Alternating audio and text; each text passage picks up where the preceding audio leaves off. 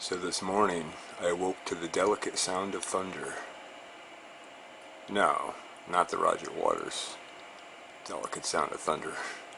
The actual sound of thunder.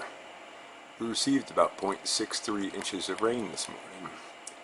And we're going to go take a look at those soil crates that we mixed up a while back and put some worms and leaves on and see how they're doing. And we're going to make an addition. So I got our three primary experimental ones here. The cooler and the two crates. There's two more over there, another cooler and crate. Mixed up a bunch of soil. I'll throw a link to the previous video so I don't have to reiterate. But basically there's leaves and worms in here on top of a soil mix. And we've had good worm activity showing up. And I should mention that these crates are really heavy after the rain we received last night. They were kind of drying out a bit underneath, and I was just letting that happen. Oh, but look at that. See, whereas before we just had the worms up on top. If you look closely, you see all these little holes? That's where the worms have worked their way down into the soil. So in one of my previous videos, I talked about the 5 different spheres within the soil. One of those spheres that I talked about is the drillosphere. We're in the same forest area here, and I've just taken a piece of the soil and dug into it so I can show you the different parts of the soil. So in the soil we have 5 major spheres. Okay, the top part where all this decaying is happening, and there's all that dark matter on top, and there's all that black stuff, and all this forest material is rotting down into it. That's called the detritus sphere. Okay, and below that we have the porosphere. That's where you see all these little balls, little tiny balls of soil. It's kind of the transition between the detritus sphere and the agrosphere, which is the lower section, which is it's like the porosphere, but the balls are a little bit bigger. This isn't the greatest example in this spot here, but you'll get the idea. Okay, so we have detritus sphere, porosphere, agrosphere. Then we have the rhizosphere, which is basically where the roots meet the soil. And there's a lot of interesting biology that goes on there with bacteria and fungus. And actually, some mycorrhizal fungi actually inhabit the root itself, and they are actually, their fungal components actually go into part of the root, and they actually exchange nutrition with the roots, among many other things. Okay, so detritus sphere, agrosphere, porosphere. Then where the worms come through is called the drillosphere. Okay, and I don't see any worms in this particular soil, but I did dig it up and make some mess. I probably scared them off. And then the rhizosphere. So there's 5 components here: detritus sphere, porosphere, agrosphere, drillosphere for worms, and rhizosphere for roots. So just to understand those basic components will help you get a better idea. And truly healthy soils should have a porosphere and agrosphere that goes down quite a ways. This is a very clay soil. It's a very hard soil.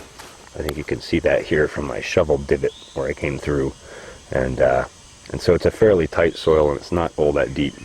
But you'd be amazed what roots can do when they decide they want to get down in there and get nutrition from the soil. What we're looking at right here, this is the drillosphere. That's where the worms go through, and they literally drill holes in the soil.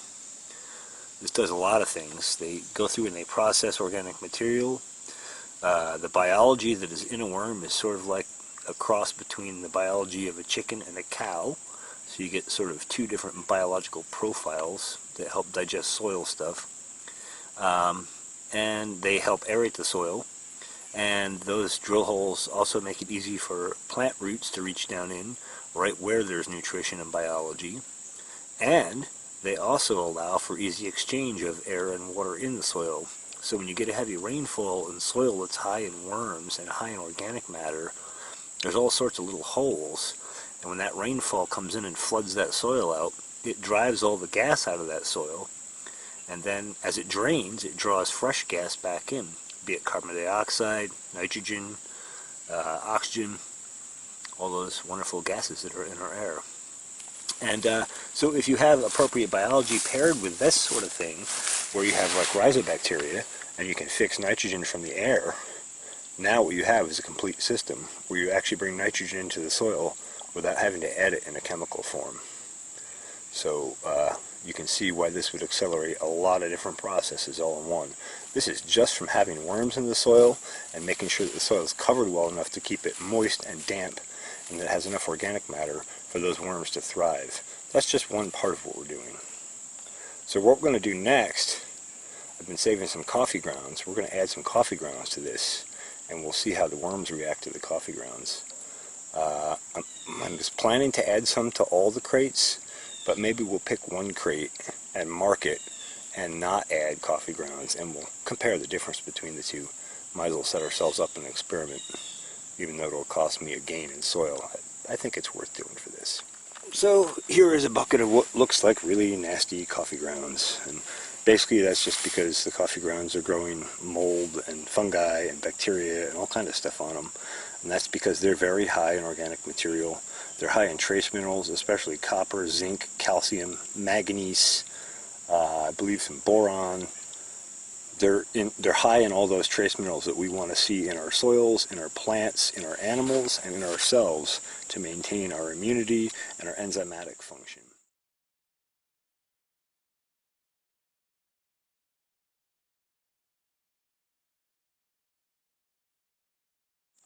So we're going to take this bucket and split it amongst, I was going to go amongst 5 crates, but maybe we'll go amongst 4. And like I said, we'll leave one out and do one as an experimental control. And then we'll check up again in a couple days, in a week, in a couple weeks, and so on and so forth. So I actually had a realization that as I go to put this in, I don't really want to have to take all my mulch back off. So what I'm going to do is flip over half of each crate and put its allotted amount of, I'm going to split this into 5 equal parts basically, roughly, and I'll put the coffee grounds on one side and not on the other, and that would be a good split comparison for now. We can keep an experimental control sort of, but I don't have to compromise building my soil. So we'll do that. So just since it's hard to hold the camera and use 2 hands at the same time, there you go. There's a plunk on. You can see I got a good chunk of it left. And what I'm going to do here is take the stick and just break it up a little bit, just so it'll sit in with the soil a little easier. I'm going to leave it right on top because I want to see if the worms will come up and work through it, if they like it, or if it goes the other way and maybe they don't like it. As I recall, the worms seem to like the coffee grounds quite a bit, but we know where they like the leaves, so we'll see how they negotiate around that. I'm going to go through the other crates and do similar, and we'll go from there. Alright, so I've gone through and put some in each of the crates. We'll check back on that. I'll probably check back on it tomorrow. I'll grab a couple more updates for the next video update from this. Meantime, I came across something probably about 5 or 6 times now regarding worms in the past like 5 or 6 months, and I just can't ignore it anymore. So I'm going to pick up some rye malt and see what that does for our worm populations and worm excitement. Because multiple people have told me, a couple of different growers have told me, and I heard it somewhere in a podcast, and I also heard it, I think, even from one of the guests that was on Advancing Eco-Agriculture's channel on one of their webinars. So it's come across my attention too many times to ignore it now, and so when I get a chance here, I'm going to get some rye malt, and we'll do some experiments with that. Meantime, I hope you found this informative, or interesting at least. Thanks for watching the Pharmacy Seeds Network. Don't forget to like, share, and subscribe. Thanks for watching. Cheers.